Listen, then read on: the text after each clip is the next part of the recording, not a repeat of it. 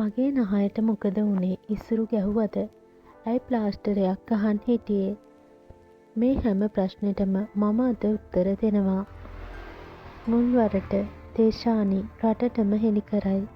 පසුගිය කාලයේ සමාජ මාධ්‍යයේ කාගෙත් අවධානයට ලක්වුණු ජනප්‍රිය නිළි දේශානි නෙහාරාගේ සහ ජනප්‍රිය නළු ඉසුරු ලොකු හෙට්ටිආරච්චි සමග තිබූ පෙම් සබඳතාව බිඳී ගිය බවට ආන්දෝලනාත්මක සටහනක් තම සමාජ මාධ්‍ය ගිණුමට එක්කර තිබුණේ ඇයගේ නහයට ප්ලාස්ටරයක් දමා ඇති ඡායාරූපයක්ද එක් කරමිනුයි.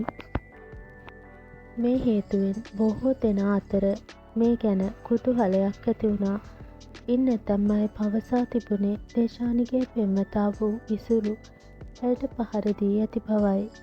කෙසේ නමුත් සියල්ලට නිහඬව සිටි දේශානි තම නහයට ප්‍රතිකාර ගැනීමට ගිය අවස්ථාවේ සිදු වූ දේ මුල්වරට හෙළි කර තිබුණා.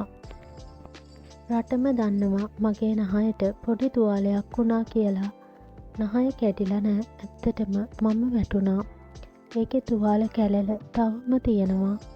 බලමු ප්‍රතිකාර වලින් නහය ආයේ යථා තත්ත්වයට පත් කරගන්න පුළුවන් වෙයිද කියලා. ඉදිමිලක් තියෙනවා නහය චුට්ටක්. සති 3ක් වෙනවා.